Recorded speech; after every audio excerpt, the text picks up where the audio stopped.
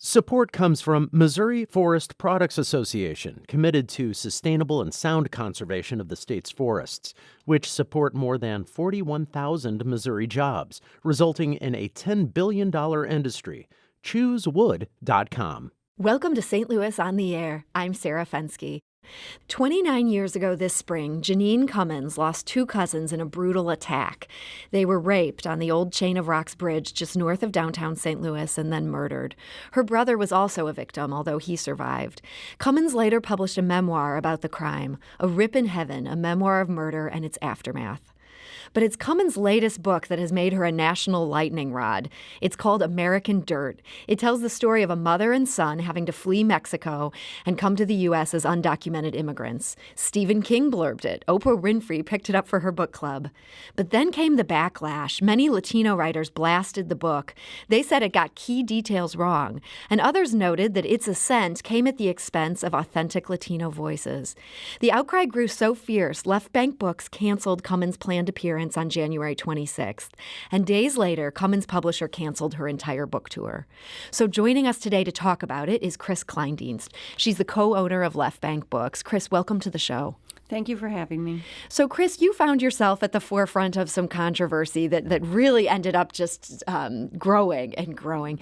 Tell us, why did you ultimately make that decision to cancel Jeanine Cummins' book reading? Well, it was not easy. The book came out on a Tuesday, and at that point, the sort of the backlash and the criticism and the concern just exploded.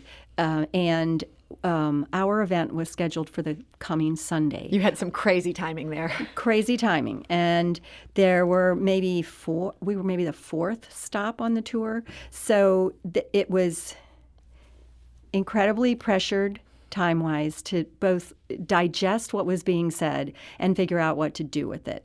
At that point, almost everything we were seeing was on social media. Some of it was general social media, and more and more was directed at our event. It was maybe not local people exclusively. It's always hard to know, but it didn't really matter. So we were doing our best to listen to what was being said as carefully as we could, even though some of the ways it was being said were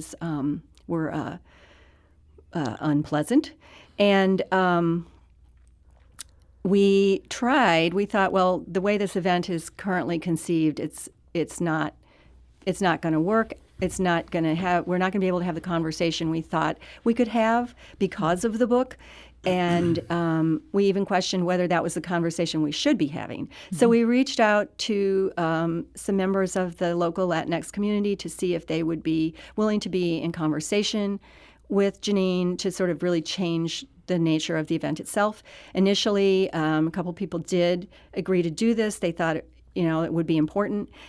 But within about 24 hours, they felt uncomfortable. They did not think that it would serve the purpose that they would want it to serve. Okay. And so what we mutually agreed to do is something at a future date, because we have other opportunities all the time in our programming.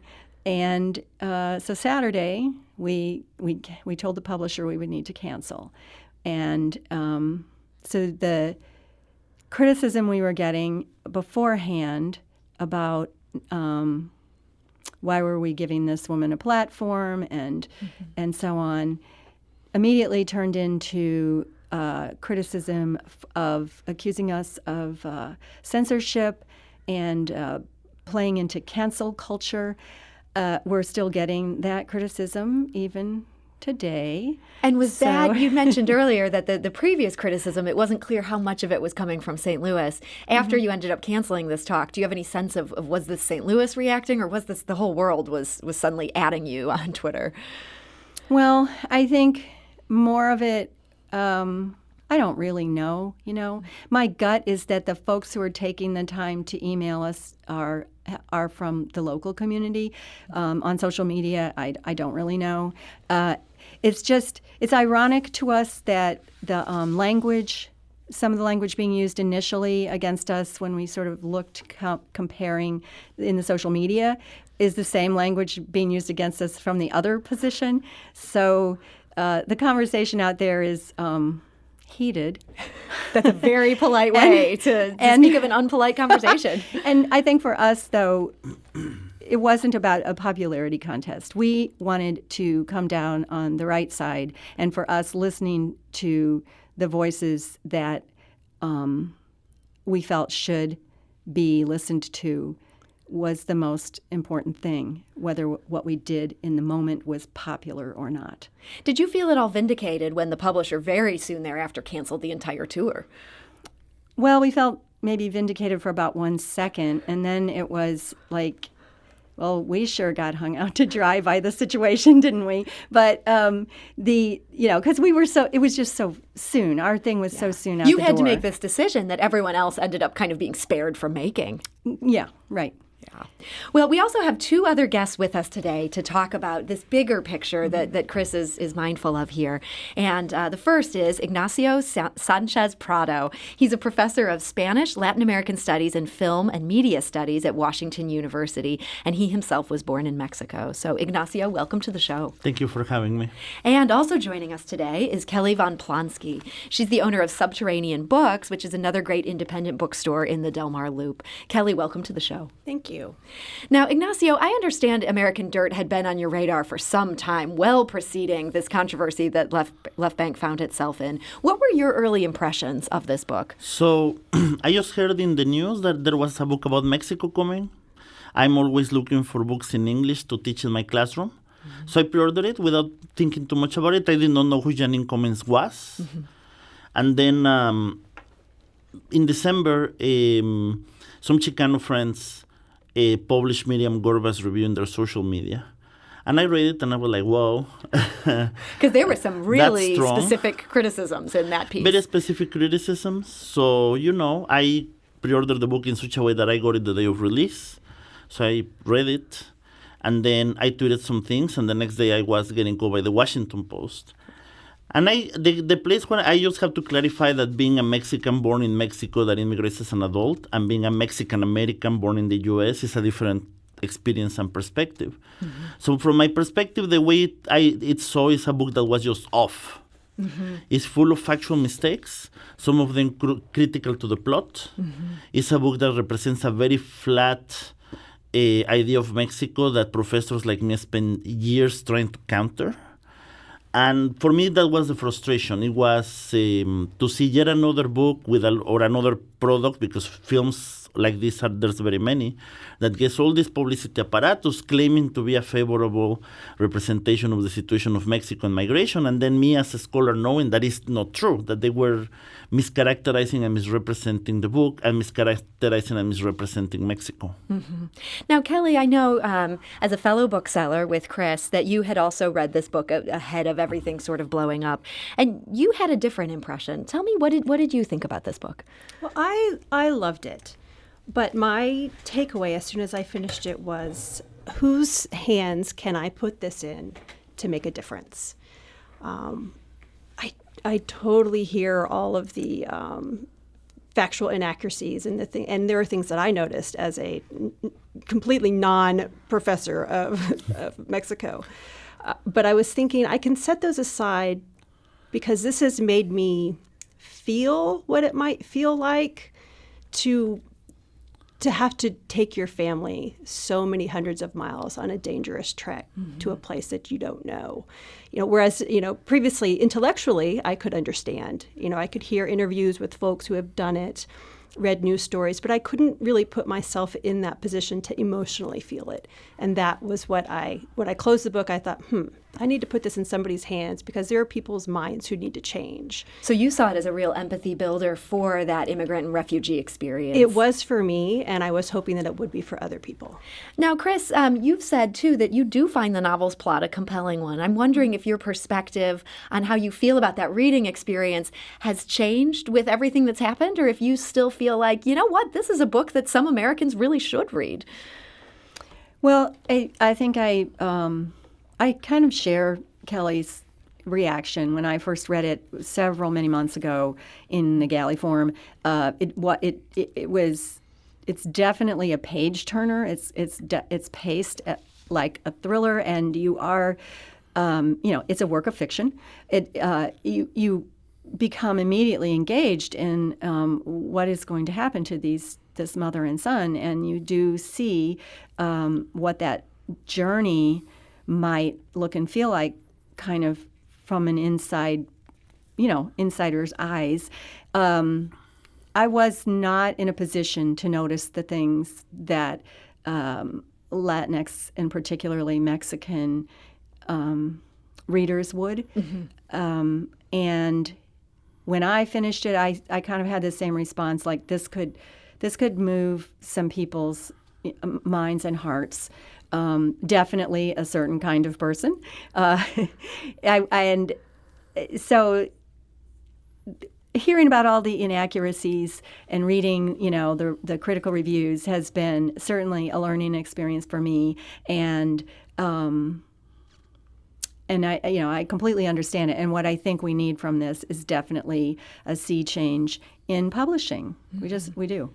Now, we invited Jeanine Cummins to join us by phone today, and we didn't hear back. I know she's just been deluged with requests. However, she did talk to NPR's Rachel Martin. And on that show, Martin read a tweet from an LA Times writer. And here's what she read.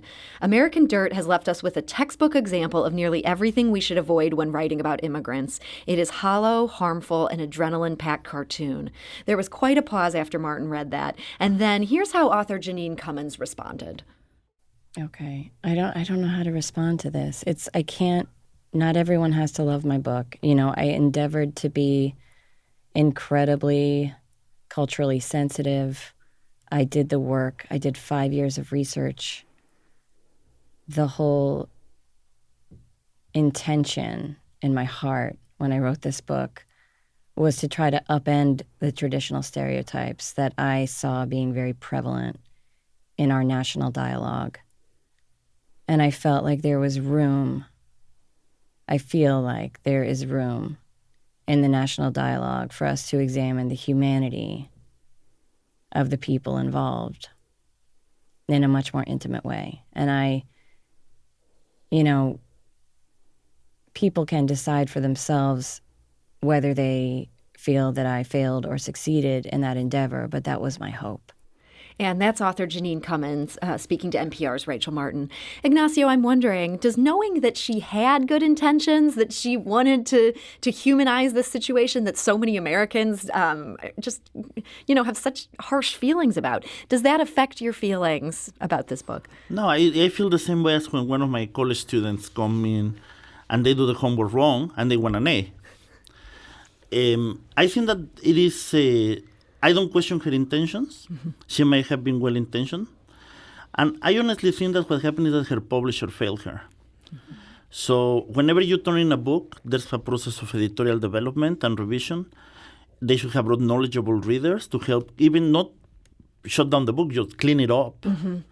Would you have been okay with this book written by an American who didn't have a deep knowledge of Mexico if she had had enough good assistants or research people working on it where it would have been accurate, even if she wasn't writing about anything like her own experience? Absolutely, yes. You would have, okay. And I actually think it's written from the perspective of a Mexican character, mm-hmm. and Jeanine Cummins does not have the ability to narrate that. If she had narrated from the perspective of a U.S.-born journalist whose distance and lack of knowledge is written into the character, we would not have had a scandal. Mm-hmm. Paul Theroux wrote a book about contemporary Mexico that I've been recommending. He's not an expert on Mexico, but all of the book is narrated from the perspective of an American that goes to Mexico and discovers things as he goes. This creates a position of knowledge that is not knowledgeable. Mm-hmm. And I think that's why she got into such hot water. However, I do think that she's legitimately stunned by the reaction, because if your publisher gives you $1 million and puts you on Oprah and develops the manuscript for 2 years and no one in the publisher picks up the possibility that this may have happened, I think it is unfortunate that it has become a discussion as to whether non-Mexicans can write about Mexico. That's a false discussion. There's many non-Mexicans who write in academia and in literature. They have for the whole of the 20th century. You have Graham Greene, you have Cormac McCarthy, you have Catherine Ann Porter, and they did it well. You can challenge details about their accounts, but you cannot challenge their authority. The problem in here is that we have someone that did not develop the authority getting a lot of recognition and a lot of platform to write about something that she doesn't really know about. We received a voicemail from one of our listeners in Manchester, Missouri. Her name is Susan, and she read the book. Here's what she had to say about it. I've read the story, and I can't say it was uplifting or it was an excellent story.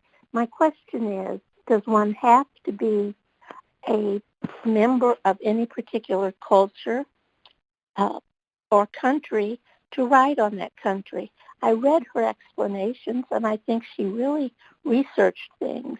Things were not, I think all sorts of people were represented. That's one of our listeners, Susan. And we want to know, what was your reaction to American Dirt and to the event being canceled? You can give us a call at 314-382-8255. That's 382-TALK. Or you can send us a tweet at STL on air or email us at talk@stlpublicradio.org. Listening to Ignacio, I think he makes a great point about so many of these American or British writers have written books about Mexico that haven't received this pushback because they are correct in so many ways. And yet at the same time, if I may add, they are translated into Spanish, read by Mexicans, and respected by Mexicans. So no one in Mexico thinks that foreigners should not write about Mexico. We just want you to know what you're talking about. And That's the point. That does seem fair. I definitely would have to agree with that. But I also do find myself wondering, it seems like we're much more aware of the trope of the white savior. And so the idea of having the main character be some sort of American journalist who's in there, would that have possibly cued a backlash in its own way? I'm curious, Kelly, your thoughts on the book industry. Do you think that might have solved the problem here, as Ignacio thinks it might have, or could that have been a different problem? Probably a different problem. I'm sure people will find something to complain about. Do you feel like people are getting more upset about some of these issues, whereas, say, back in the day, Graham Greene didn't face this kind of thing? Yes, but then the question is whether that's good or bad. What do you think? I mean, to a certain extent, it's good, and then goes too far, it's bad. Chris, what do you think, as somebody who's also a bookseller and wants to connect people with things to read? Well, I think that I concur with everything Ignacio has said. And thinking about this moment in time that we're in, as opposed to other moments in time and other writers who have written what might be today called outside their lane, but been welcomed and accepted, is that this is a really fraught time. And what is happening right now on our border is a humanitarian crisis of huge scale. And so in some ways, the responsibilities, I'm sure I'll hear about this, the responsibilities of publishers and writers may be called upon a little more. We shouldn't be pretending. Art doesn't live in a bubble. It shouldn't. It's not the purpose of art. So that's what I'm going to say right now about that. Ignacio? I think that part of what has happened, and this is where my colleagues in the Dignidad Literaria movement are pointing out, is that the reason why a lot of the members of the U.S. Latinx community have risen is because they have written books of similar topics, and they have been shut down by publishers. Luis Alberto Urrea in NPR in Latino USA, he mentioned that publishers will tell you that people won't buy his book because of his last name, because it's a foreign last name. It might be true, because, publishers are businesses, so they have to know their market. There's other people who have shopped memoirs of immigration, very well compelling, and they have been rejected by 14 or 15 publishers. And the thing is that there's a willful choice here in this particular case of a publisher who would not give the time of day to these Mexican or Mexican-American writers to put this book into the market. And one of what they're saying is do not publish books by Americans on Mexico. Is consider also publishing books by Mexican-Americans. Promote all the voices. And that's what's very difficult to think, because in the fraught times that she described, where there's a lot of sensibility about racial issues in the United States, people get very defensive. But my job as a professor is trying to find the nuance, even if it's hard. And I don't disavow the reading experience of people who might have read American Dirt and found it valuable. What I want them is then follow up with a Mexican-American writer and compare the two readings. Mm-hmm. That's exactly right. I'm sorry. There's plenty of room in the publishing industry to do the right thing and to bring these other voices more to the fore that have been languishing at perhaps smaller houses or not getting published at all for frequently horribly racist reasons. And, we have room. This can be an and both, and things can be lifted up. Mm-hmm. We're talking to Chris Kleindienst, the co-owner of Left Bank Books, about the controversy surrounding American Dirt. We're also talking to Ignacio Sa Prado of Washington University and Kelly Von Plonski, who's the owner of Subterranean Books.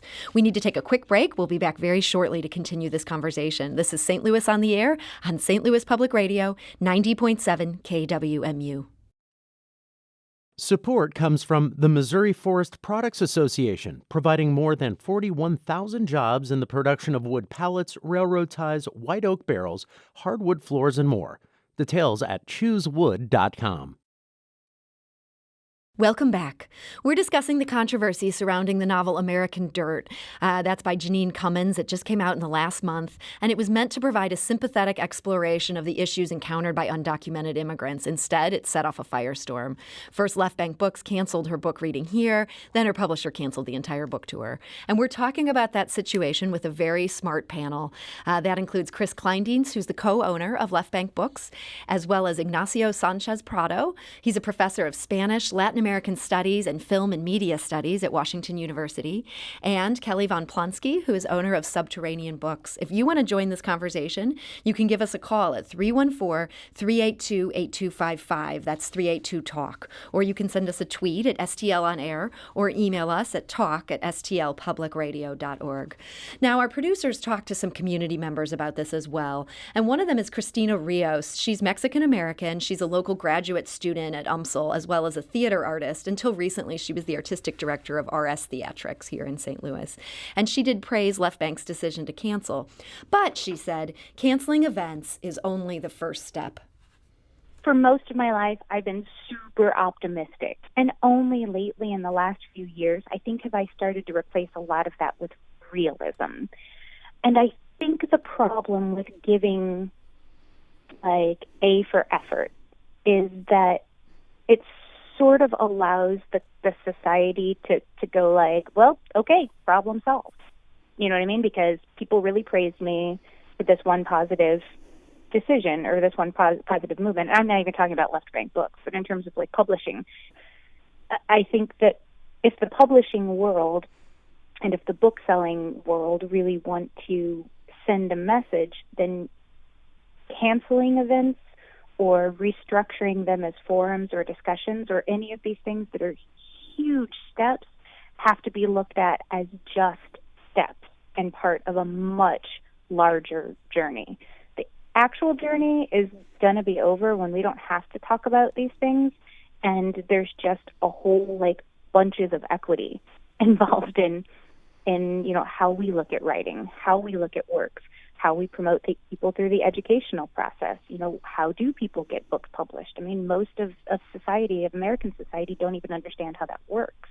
And that's Christina Rios. She's a theater artist, a grad student at UMSL. Now, yesterday it was reported that Macmillan, the publisher that owns Flatiron Books, which published American Dirt, is, quote, committing to substantially increase Latinx representation, including authors, titles, staff, and our overall literary ecosystem.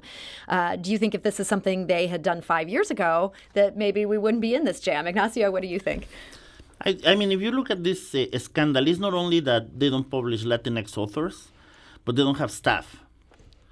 So they did not have anyone with the expertise in their company to read this book and decide whether it was publishable in its current form. Mm-hmm. And I think that that's bad for their business.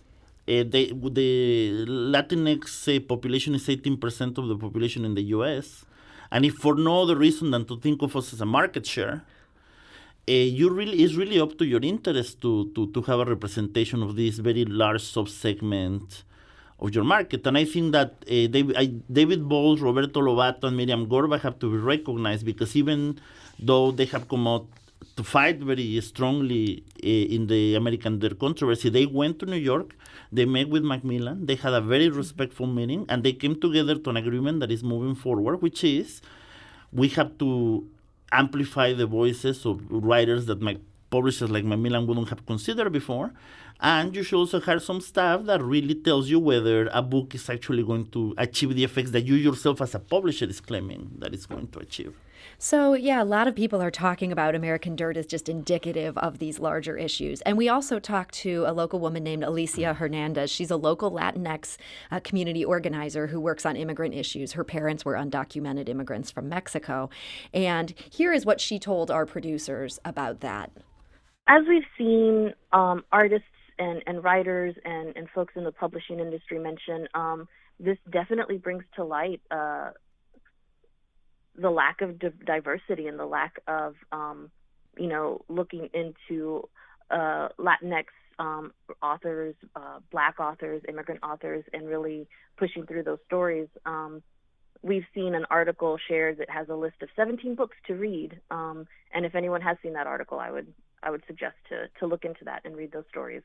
And that's Alicia Hernandez suggesting there are some books out there. But to our booksellers on the panel, I do find myself wondering, as Ignacio referred to, there are these wonderful books that are there in translation. And I wonder if these are books that American readers are willing to tackle. You know, I know when I was a newspaper editor, people always told us that they wanted positive stories. And I got the analytics. I knew people were not actually reading the positive stories. They might even share them on Facebook, but they wouldn't actually click them, which is what we needed people to do. So if there's a more authentic version of this story, what's it going to take American readers to actually buy that to the level that they would have bought American Dirt? Kelly, do you have thoughts on that? Well, starting children's books in the last 5 to 10 years have really had a sea change, from picture books up, chapter books up through, YA high school. And it has not made it, obviously, to adults yet, but that is a good place to start, is with young people today. There are so many other books that they can read. There's a whole Own Voices movement within kids' books, which are writing stories by people who are from the same culture they're writing about. So maybe we can train these young readers to understand these are better stories. For sure, yeah. And there are certainly some writers. We were talking earlier about Valeria Luiselli, who is fantastic and who has had more movement. But most of the adult books have been from small presses who do fantastic things, but those, by definition, are harder to get into the hands of people. Chris, any thoughts on that topic of trying to get readers to actually read these books, not just get media hype around them? Well, that's, the ongoing mission of our bookstore, definitely part of it. And Kelly's right about the kids and the YA books. It's been amazing what's going on there. And hopefully we'll be raising readers that do read more curiously. I think, we have always looked for and carried those books and those voices, and frequently they wind up as staff picks. And later this month, our reading group called Read the Resistance, which was born at our store out of Ferguson, is reading Luis Alberto Urrea's book Devil's Highway and discussing it. And that book is also about a northward effort. It's nonfiction. That was on our menu of programming well before all of this. So, I think that's how bookstores do it, is we just put the best books we know out there and keep doing it. And we get them into some hands for sure. I think sometimes it takes for some white Americans a big explosion of some sort to move them out of their comfort zone and realize they want to learn something. And maybe that will happen here. I want to go to the phone lines. Tom is calling from St. Louis. Tom, hi, you're on St. Louis on the air. Thank you. I was taught that the key antidote to bigotry and to, seeing a person as an ethnic other is empathy. And it just seems to me that, I haven't been able to read this book, but the idea of spending so much time and effort to imagine the plight of someone else like this is a great exercise in empathy. And I don't understand why we don't want to reward that kind of exercise. I also wonder if sometimes a majority culture person might be, who understands the issues, might be best placed to lead other majority culture people to that place of empathy. Tom, I think that's a fair question. Ignacio, obviously, you've pointed out some real errors in this book, and that's part of your problem with this. But what about this idea of, empathy is the ultimate thing that fiction can do for us? I think that that's legitimate take. Thank you, Tom, for your comment. And I have been telling all along, there's white writers who have done a very good job about this. Paul Thoreau does a very good job about this because it tells you a bunch of stories around Mexico that even Mexican writers are not telling. But I think that the problem is that you have empathy for specific characters in the book, but you don't have empathy for Mexico in this book. It's a very flat representation of a country that is both very rich and also fraught in some serious situations, and you don't see that complexity. And I think that what I was telling Kelly and Christopher is that you can read American Dirt and be okay, for example, with a presidential candidate telling you that you're going to send troops to Mexico to pacify. You can read American Dirt and then think that it is okay to leave Honduran migrants stranded in Mexico while they wait for their asylum. I think that the problem is that even with well-intentioned products, if the information is not accurate, people are making political, electoral decisions on these matters. You wouldn't know, for instance, that and this is not whether you are pro or anti-immigration, but the rising Honduran immigration was due to the support of the Obama administration to the Queen Honduras. And that's what created the immigration wave. Whether you like it or not, you can have any position about it, but that's a factual statement. In books like this, that gets erased because of the empathy for individuals. You don't empathize with the situation. If people knew in the book that Honduran migrants are crossing Mexico, but also why are they coming, I would have a different perspective of it. But the portrayal of Hondurans is cartoonish. It's interesting. I feel like we've had such an interesting discussion today, and yet so much of the discussion I see online is talking about completely different things, where people are saying, what are novelists allowed to write about now? And I guess my last question here in the last minute we have left, are you worried that even as this could have a great effect on the publishing industry, it might also make people more scared of setting off the kind of anger that people like Chris had to deal with involving this event? Kelly, does it make you a bit nervous as a bookseller? No. That's great to hear. Chris, what about you? No. Okay. Ignacio, do you think that we should worry about people trying to shut down more voices as opposed to bringing absolutely more? not. I think that more people should dare to come in, and if they know, they should share their knowledge, and if they have something to say, they should jump into the debate. Okay, well, I think that's actually the perfect thought to end on. So I want to thank all of our panelists. I know this is such a fraught subject, and that anything that people say, sometimes people can jump on them online, and I think they were all very brave to be here and discuss this. So Ignacio Sanchez Prado of Washington University, thank you so much for coming here today. And Chris Kleindienst, co-owner of Left Bank Books, thank you for being here. And I hope the firestorm dies down for you guys. And Kelly Von Plonski of Subterranean Books, thank you so much for joining us. Thank you for having me. This is St. Louis on the Air on St. Louis Public Radio, 90.7 KWMU.